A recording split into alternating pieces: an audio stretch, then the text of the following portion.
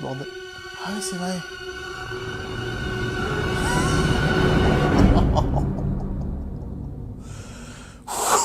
La vache. Ça lance les hostilités, non? Bienvenue à tous, bienvenue sur ma chaîne. Aujourd'hui, on est là pour parler d'Alien 3, vous l'aurez bien compris. C'est notre avant-dernière étape dans cette saga de science-fiction horrifique. Et c'est pas l'étape la plus facile parce que c'est un film qui m'a fait quelque chose, pas forcément bien. Alien 3, c'est quand même un gros morceau. Ça a été un enfer, encore une fois, à produire. C'est aussi un enfer à regarder. Et je vous propose, comme dans ma vidéo avec Aliens le Retour, je vous propose de revenir sur la genèse de ce film, d'où est venue l'idée, quelles sont les idées qui ont été évoquées avant d'arriver à ce résultat final. Et quand je dis résultat final, c'est résultat semi-final, mais je vais vous expliquer pourquoi en fin de vidéo. Et puis je vais vous donner tout simplement mon avis sur ce film dans une deuxième partie, parce que ce film, encore une fois, est marquant, tellement ce film te met uppercut sur uppercut pendant 2 heures. Commençons tout de suite par la genèse d'Alien 3, réalisé par David Fincher. The bitch is back.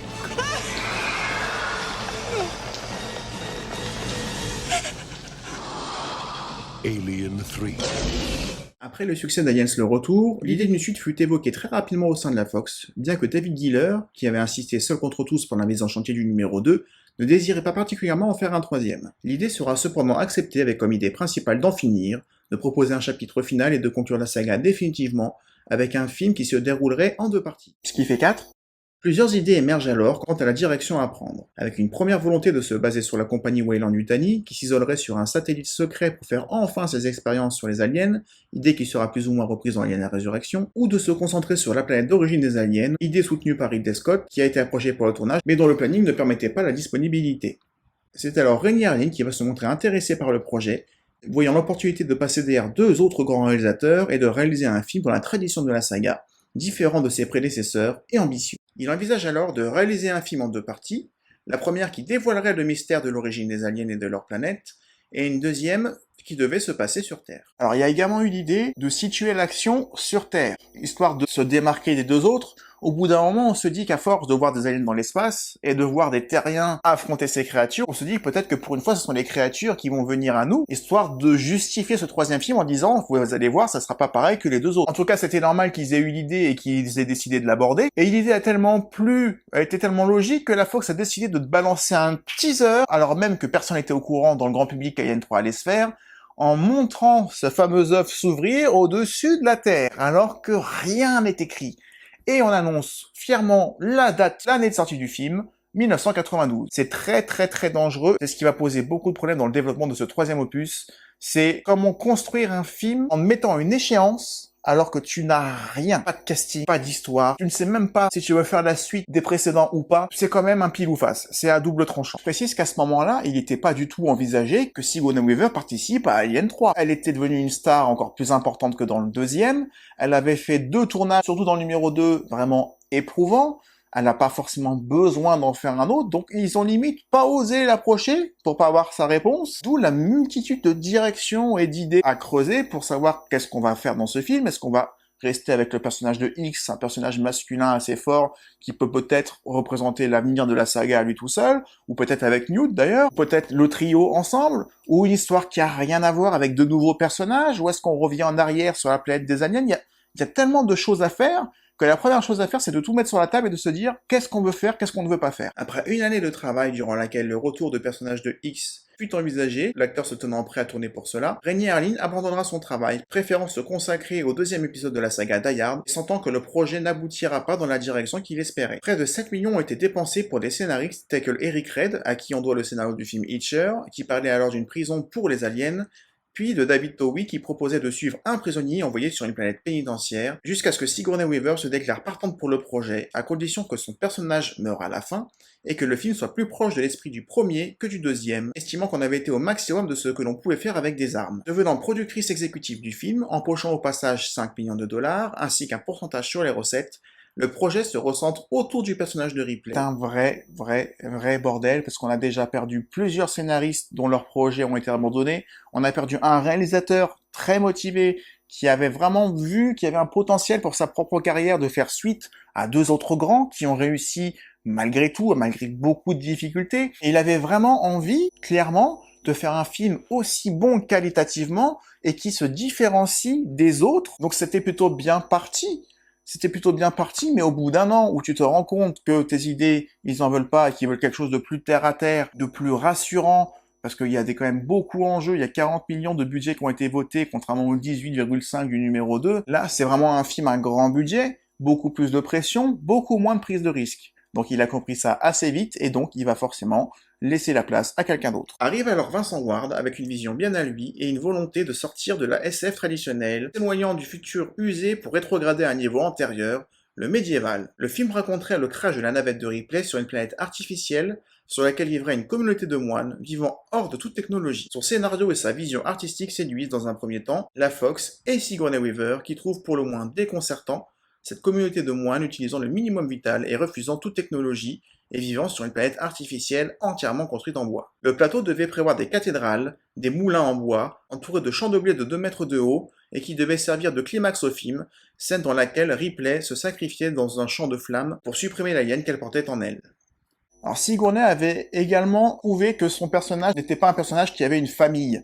C'est une solitaire, Ripley. Et elle aimait bien cette idée, justement, de tuer ses proches, d'en faire quelqu'un qui a tout perdu et qui se bat encore, malgré tout. Et ça va beaucoup conforter le scénariste Vincent Ward dans sa direction de proposer un scénario qui va enfin inclure Ripley, mais une Ripley qui arrive seule de son vaisseau alors qu'elle était accompagnée par X, Newt et Bishop, et qui va porter une reine en elle. Subitement, la Fox va convoquer Vincent Ward dans les studios de la Fox. Ils vont le faire poireauter 1 heure d'ailleurs, un peu comme un écolier, il s'en plaindra énormément et il va arriver très énervé du coup dans cette confrontation.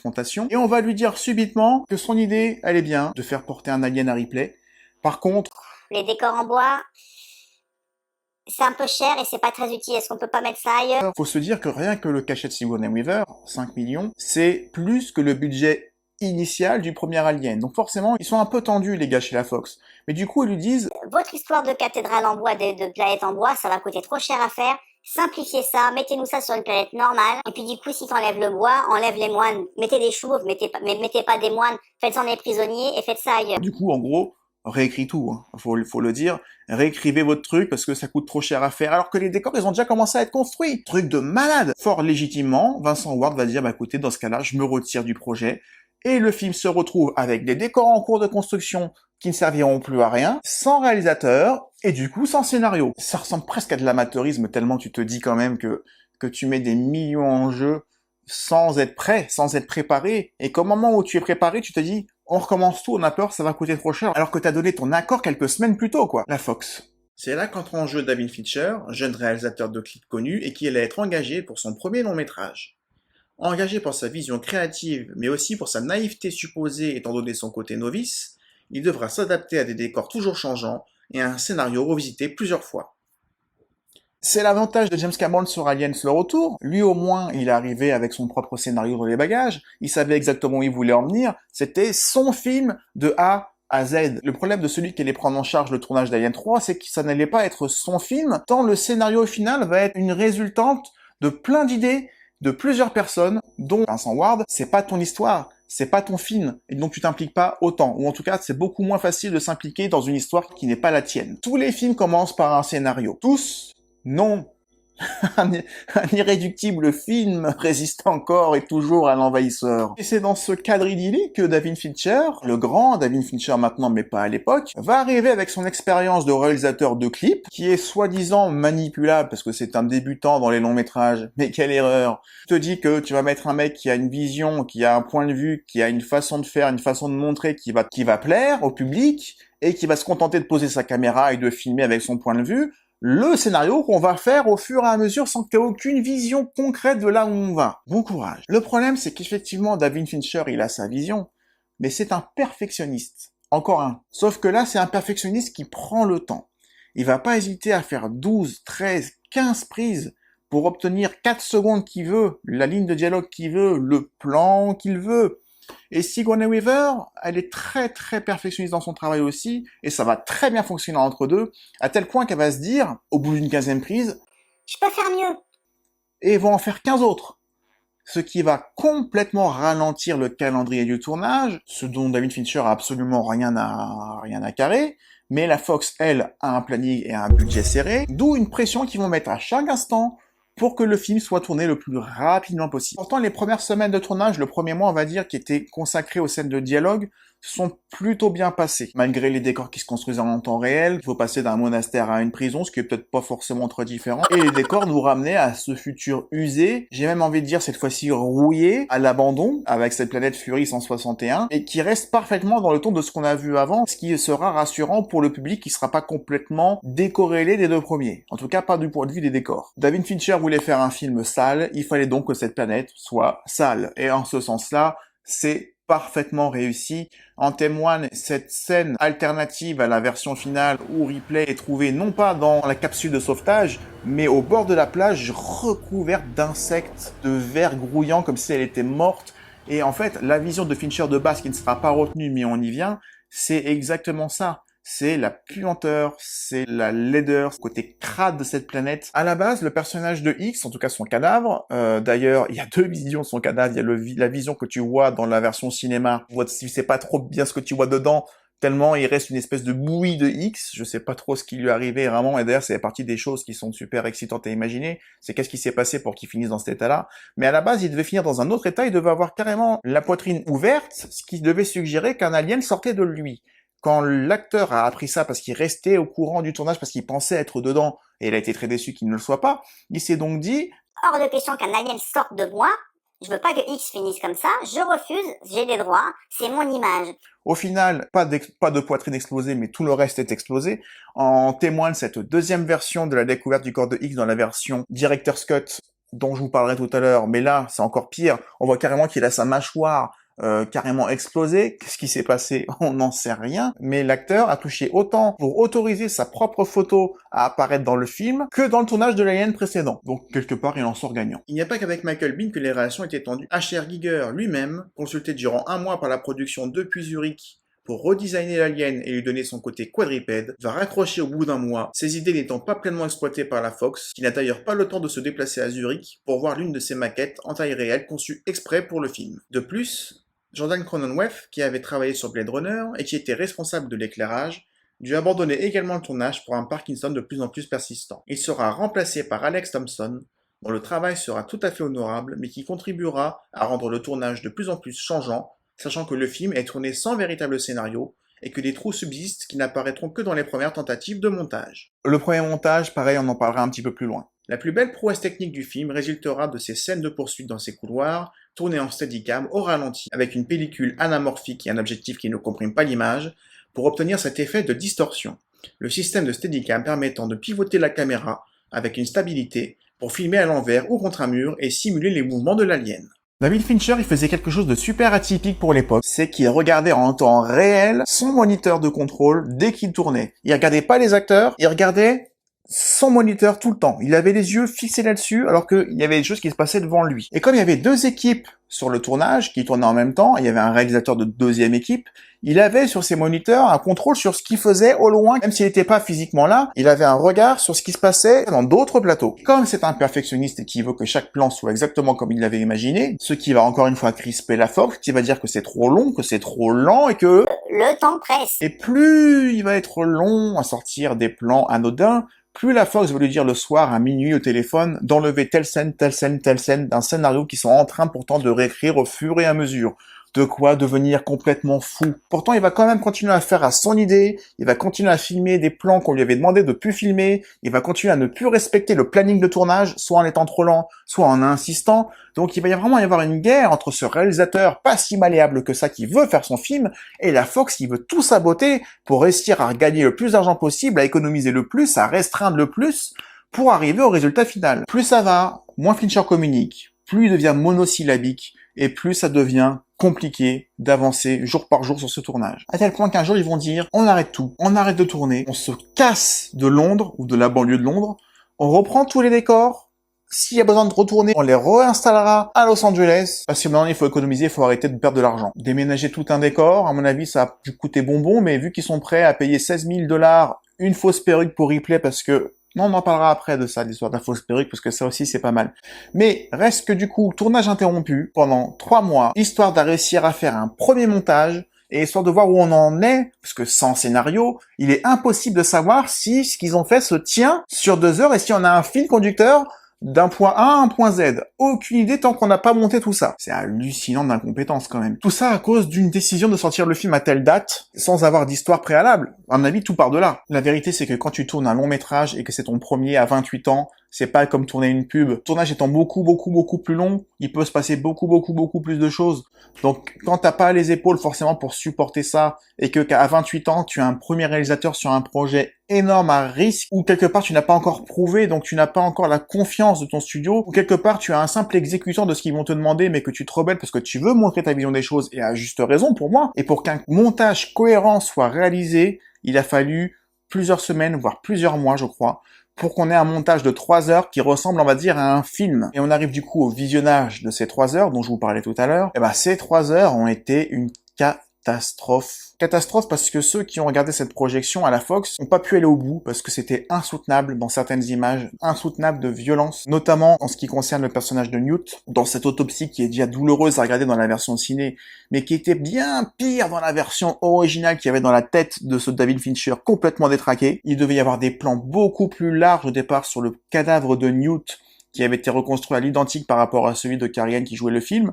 Donc tu vois ces plans de cette petite fille noyée, toute blanche, toute blafarde, qui était si pleine de vie dans le précédent et qui cherchait tellement à survivre et qu'on a sauvé plusieurs fois pour arriver à ce résultat-là. Et les gars, ils se sont trouvés mal en fait. Ils se sont dit mais pourquoi? Qu'est-ce qui se passe dans ta tête quoi? Quel est ton problème? On peut pas montrer ça aux gens, c'est pas possible. Tu veux les faire sortir de la salle au bout d'un quart d'heure de film. Du coup, les 3 heures ne convenaient pas. Entre autres à cause de cette violence, à cause de ce choc à l'image, et aussi parce qu'il manquait des gros trous scénaristiques pour qu'on arrive à comprendre quelque chose. Du coup, qu'est-ce que tu fais? Bah, tu te dis, allez, il faut encore tourner pendant 6 semaines. Tu réinstalles tout, tu sais maintenant ce qu'il faut tourner. C'est quand même un bordel hallucinant. 6 semaines de tournage supplémentaires ont été nécessaires pour remplir les trous. Entre-temps, Sigourney Weaver avait vu ses cheveux repousser un minimum, ce qui a contraint la production à payer une prothèse capillaire de 16 000 $ pour imiter un cuir chevelure postiche, ultra court. Pour imiter un cuir chevelu ultra court, les cheveux ayant dû être implantés un par un à raison de 12 heures de travail par jour durant une semaine. La perruque, je vous disais, c'est dire la folie et la démesure de ce tournage. Mais ce manque de préparation, ce rafistolage permanent pour rattraper le temps perdu, conduit au départ précipité du réalisateur qui va quitter le tournage avant les 6 semaines prévues et qui va laisser son équipe comme ça, juste avant la fin des prises de vue parce qu'il va faire un burn-out et qui va se dire que comme il était un simple exécutant pour mettre en image un scénario qui n'est pas le sien, qui n'était pas fini, il se dit que son rôle à lui, il est terminé parce qu'il n'était pas là pendant la préparation, donc il ne sera pas là non plus pour la post-prod. Et David Fincher va carrément renier ce film et ne participera finalement pas au montage. Le montage va supprimer plus de 30 minutes pour la raison simple que le film, s'il fait moins de 2 heures, ça permet de diffuser plus de séances, en une séance de plus par jour, ce qui permet d'avoir plus d'argent, de vendre plus de popcorn, etc. Pour avoir finalement un film version cinéma qui n'est pas cohérent parce qu'il manque des choses pour qu'on comprenne exactement ce qui s'est passé. Notamment, ce facehugger. Bon, on saura jamais pourquoi il est dans le Sulaco et ça me rend malade de se dire que soit la reine a pondu sans que personne ne le voie, soit peut-être même Bishop a été prendre, c'est une théorie intéressante, mais Bishop aurait très bien pu, pendant que Ripley va sauver Newt pendant les 19 minutes ou les 14 minutes, il a très bien pu descendre de son côté, ramener un œuf sans que personne s'en rende compte. C'est tordu, mais en tout cas, on peut penser à tout ce qu'on veut. Il y a un œuf sur ce Sulaco avec un facehugger, mais qui arrive à pondre 2 fois, ce qui n'est pas possible. Donc, est-ce que ça veut dire qu'il y a 2 œufs et on en a vu qu'un seul dans le montage final? Ou est-ce que ce serait pas ce super facehugger, un facehugger au design qui est vraiment spécial, qui est noir, qui est un peu plus grand, et qui est là justement, lui, en tout cas c'est ce qui était prévu, pour pondre 2 fois une reine, un drone, un gardien pour protéger la reine. Ce qui explique tout. Sauf que si tu le mets pas dans le montage final, tu fais déjà une incohérence dès le début du film. Incohérence qu'il faut accepter vite parce que du coup, tu te dis, ok, bon, il y avait un alien là, ok, il pond 2 fois, ça fait beaucoup de choses qui contrarient les films précédents, même si c'est pas dramatique, parce qu'on a bien compris que ce qu'il voulait, c'était qu'il y ait un nouvel alien dans le film. Sinon, il n'y avait pas de film, tout simplement. Vu que James Cameron a tout fait sauter, il n'y avait pas 36 moyens d'en créer d'autres, mis à part cette œuvre qui était suggérée dans le générique de fin d'Aliens le Retour, je vous rappelle. Et en 2003, à l'occasion du sortie du coffret anthologie Alien en DVD, il y a une espèce de mea culpa de vouloir montrer, ou peut-être pour le vendre plus, de refaire un montage du film qui se rapproche de la version de Fincher, Je dis qu'il se rapproche parce que Fincher n'a jamais voulu retravailler sur ce montage parce que, même en 2003 et même en 2020, il ne veut pas parler d'Alien 3. Pour lui, Alien 3 n'existe pas. Et donc, ce montage du film, pas terminé parce que si tu le regardes en français, les voix, les doubleurs ne sont plus les mêmes, donc c'est pas possible de le regarder en français. Et même d'ailleurs en VO, cette version ne fait pas fini non plus parce qu'il y a des choses qui sont bizarres. L'alien qui, cette fois-ci, ne sort pas d'un chien, mais sort d'un bœuf, un bœuf mort. Alors c'est forcément moins marquant qu'un animal mort donne naissance à un alien, parce que la scène du chien m'a toujours fait pleurer, je déteste. Mais j'adore, encore une fois, c'est mon état, mais je déteste cette scène, mais j'adore parce qu'elle est super bien faite, de l'incinération de X et Newt pendant que le chien est en train d'agoniser, et que pendant que tu as la mort de deux personnages, tu as une vie qui est en train de naître en la personne de l'alien, et c'est super bien fait.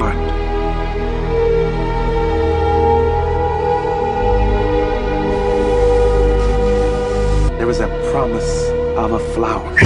Et c'est à l'image de ce film qui pour moi est dur à regarder, mais dont je reconnais les qualités. Par exemple, le personnage de Golik, qui est un peu le psychopathe des prisonniers, dans la version Director's Cut, il est beaucoup plus creusé. Il va même être fasciné par cette créature, parce qu'à un moment du film, dans le Director's Cut, ils vont capturer l'alien, ils vont réussir à le capturer et l'enfermer dans une pièce dont il ne peut pas sortir, et lui, il va en fait éliminer le gardien qui gardait l'entrée, et il va le faire sortir volontairement, parce qu'il pense que cette créature c'est Dieu, ou en tout cas c'est un signe de Dieu, donc en fait il est complètement fêlé, mais cette partie-là a été complètement enlevée pour gagner du temps. Du coup, dans la version retenue, quand il est à l'infirmerie, que le personnage de Clemens se fait tuer, il est censé être là et on ne le revoit plus jusqu'à la fin. On ne sait pas. Et ça, t'as pas le droit de faire ça. T'as absolument pas le droit. Au final, on a une sortie, en fait, du film qui est très mitigée aux États-Unis, en tout cas au niveau des critiques. C'est le film qui marche le moins aux États-Unis, nettement, parce qu'il y a des retours. Il n'y a pas de bons retours de la part du public qui a été choqué, voire vexé de la tournure, du ton pris par le film,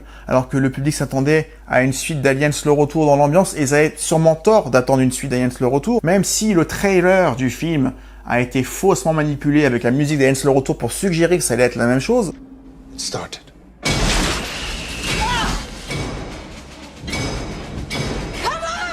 The suspense is back. Ils sont doués quand même. Alors qu'en Europe ou en Asie, il va être beaucoup mieux accueilli, en tout cas au niveau de la critique, et ça va rattraper même, d'ailleurs, le manque à gagner de la sortie US. Au final, si tu prends le box-office mondial, il s'en sort. Donc la Fox a réussi son pari. À quel prix? On a bien vu. Même si, encore une fois, et je vais développer du coup mon avis sur ce film, je sais que James Cameron l'a très mal pris aussi, parce que c'est son bébé qu'on a écrasé, qu'on a piétiné, et je comprends un peu ce qu'il a ressenti, même si quand tu prends du recul aujourd'hui, tu te dis que Alien 1 était un film d'horreur, Aliens le Retour était un film d'action bourré d'adrénaline avec une intensité incroyable, même aujourd'hui. Donc Alien 3, à part être un film porno, ou une comédie, ce qui viendra avec le numéro 4, tu pouvais pas faire grand chose d'autre qu'un drame humain, un film dramatique. Alien 3, c'est ça, parce que Alien 3 ne fait pas vraiment peur, mis à part le fait qu'il y a plus de sang et d'hémoglobine que dans les autres, il n'est pas effrayant à mon sens. Il est extrêmement déprimant. Donc, pari réussi de faire un film qui a exploré sa propre voie, et même si je n'ai pas le même plaisir à le regarder, il y a des défauts évidents que les autres n'ont pas, dû à la production catastrophique du film, c'est pas la faute de Fincher, évidemment. J'en arrive à la conclusion que ce film est peut-être aussi bon que les autres, je dis bien peut-être, mais que je n'aime pas autant le regarder que les autres. Ce qui veut pas dire qu'il est moins bien, c'est juste que ce que j'en attends, ou peut-être que je suis trop sensible, ou peut-être que ça me dégoûte parce que j'aime tellement les deux premiers, que voir tout détruit, tout piétiné, ça me fait mal, mais c'est une douleur positive, c'est une claque, Alien 3. C'est une claque. Il y a des films comme celui-là ou comme Orca. Je sais pas si vous avez vu Orca, mais le film Orca, je ne peux pas le regarder avec plaisir. Je peux même pas le regarder tout court parce qu'il me fait trop mal, il me déprime trop. Alien 3, c'est la même chose. C'est un film qui est insoutenable à regarder quand on aime les deux premiers, mais qui est pourtant excellent. Et c'est très spécial de dire ça. C'est très spécial de se dire qu'il y a un film dont tu reconnais les qualités évidentes, mais que tu peux pas regarder parce qu'il va trop loin et il est trop dérangeant. Ce que j'aime dans un Alien, en tout cas jusque-là, c'est ses mystères. Le mystère de la créature dans le premier, de ce vaisseau alien et du Space Jockey, le mystère de la colonie envahie dans Aliens le Retour, comment ça s'est passé, etc. Et dans Alien 3, qu'est-ce qui s'est passé dans ce Sulaco qui amène à l'éjection des cryotubes que tu vois par intermittence dans ce générique, un des plus beaux génériques que j'ai jamais vu, parce que tu assistes complètement impuissant à la mort de tes personnages alors que le film n'a pas encore commencé, c'est que le générique, et eux-mêmes ne sont pas conscients d'être en train de mourir. Alors, déjà que tu es passif, mais eux aussi ils sont passifs. Et en plus, tu le vois que par séquence parce que la séquence d'intro est coupée par les crédits du film, ce qui est normal, il faut bien dire qu'il joue dedans, etc.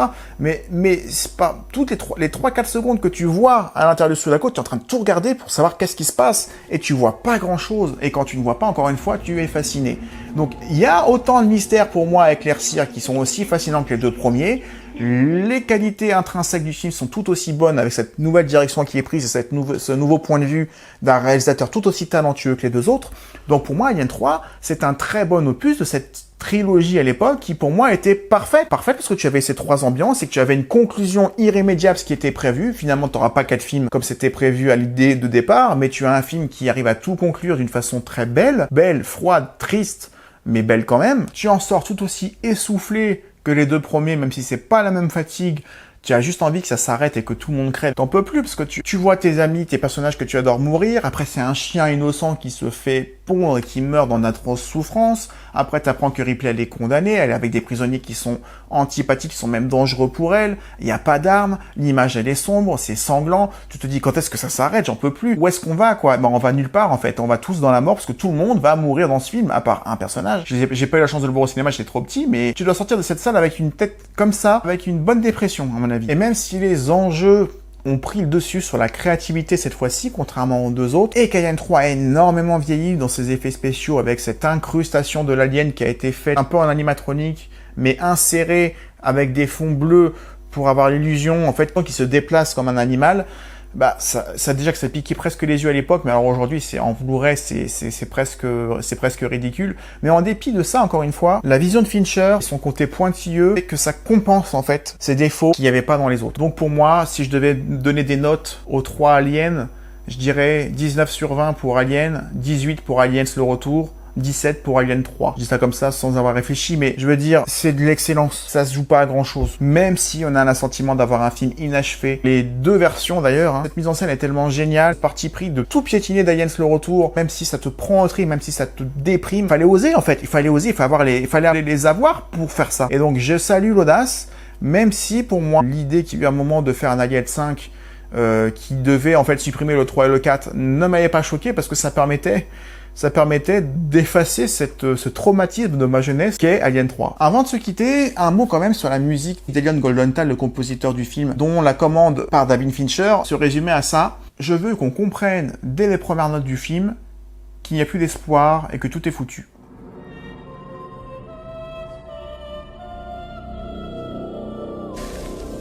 Et bah franchement, c'est tellement réussi, c'est tellement ça. Et sans cette musique, enfin, j'ai envie de dire cette bande originale plutôt que cette musique, parce que c'est un peu un compromis entre de la musique et des sons. T'as pas un thème musical propre à ce film qui est mémorable. C'est un mélange de bruitage, de grondements, de fonds sonores, avec parfois des petites notes de musique, mais c'est ce qui contribue à l'ambiance du film, et sans cette musique, honnêtement, il n'y avait pas grand-chose. Sans cette musique, tu perds les 2/3 de l'intérêt quand même, je pense, et j'exagère pas. En fait, on est à la frontière d'effets sonores et d'une bande originale. T'as beaucoup de bruitage fait au ciseau, fait avec des objets qu'il a un petit peu mixés pour obtenir ce résultat. Et au final, tu as une bande originale qui est hybride. Hybride à l'image du film, avec un mélange de musique faite à l'ordinateur et de musique faite avec un orchestre. Et c'est cette ambiance très très lourde, à la fois d'image et aussi dans la bande originale, bien plus que dans les deux autres, où la musique était plus là pour accompagner l'action. C'est bien, hein, ce qui est la base. Sauf que là, c'était pas pour accompagner, c'était pour t'immerger, te plonger dans cette bouillie, dans cette espèce de liquide déprimant, pour te plonger dans cette ambiance de déprime. C'est tout ce que j'ai à dire sur Alien 3. Vraiment un film qui m'a... Je crois que c'est le seul film qui a réussi à me faire pleurer. Parce que je me rappelle, il y a quelques années, il y a 3 ans de ça, j'ai perdu Buffy, ma chatte, qui m'avait accompagné pendant 10 ans dans ma vie, hein, que j'ai vécu avec elle dans un 25 mètres carrés pendant 7 ans, donc ça forge des liens quand tu vis avec ton chat pendant 7 années dans une seule pièce. Et puis après, quand j'ai déménagé dans le sud, elle m'a suivi pendant 3 ans, elle est tombée malade très brutalement et en quelques semaines elle est morte, donc ça m'a un peu traumatisé. Et à ce moment-là, je regardais Alien et Aliens le retour, je voulais me faire les 4, je voulais peut-être même me faire les 5, Prometheus avait déjà dû sortir à ce moment-là. Et j'en étais au numéro 2 quand elle est morte. Le soir même, j'ai voulu rester seul. Je voulais qu'il y ait personne dans l'appartement, même pas ma copine. Et je me suis mis à Alien 3. Le pire film au monde quand t'es déprimé. Mais je me suis dit, foutu pour foutu. Autant regarder Alien 3 maintenant, parce que je suis à 2 doigts de pleurer, mais ça faisait au moins 20 ans que j'avais pas pleuré, que j'arrivais pas à pleurer. J'ai toujours eu un blocage. À chaque fois que j'étais triste pour quelque chose, je pleurais comme s'il n'y avait pas de réserve d'eau. Tu sais, ça venait pas. Et j'ai mis le générique d'Alien 3. Je rigole aujourd'hui, mais c'est pas drôle. Et j'ai pleuré pendant le générique à cause de cette musique. Et j'ai même crié. Et j'ai pleuré comme une madeleine pendant cette minute de générique à cause de cette musique, de ce son, parce que je peux pas appeler ça une musique, et à cause de cette scène d'intro qui te glace le sang, quoi. C'était l'anecdote, donc Alien 3 est le film qui m'a fait pleurer, et c'est pas le film, c'est le générique qui m'a fait pleurer. On se retrouve bientôt pour parler d'Alien la Résurrection, une toute autre ambiance, une vraie colonie de vacances comparée à tout ce qui s'est passé dans la trilogie. Là, c'est vraiment, enfin, on en parlera en temps voulu, mais Alien la Résurrection est vraiment un électron qui est un peu libre, qui se raccroche à une trilogie bien ancrée. Pour moi, c'est une quadrilogie, mais il y a le 3 plus le 4. Je pense qu'on sera tous d'accord là-dessus, on en parlera. D'ici là, prenez soin de vous. On se retrouve très bientôt pour la dernière vidéo dédiée à Alien, et il est temps parce que j'ai envie de passer à autre chose. Prenez soin de vous, ciao.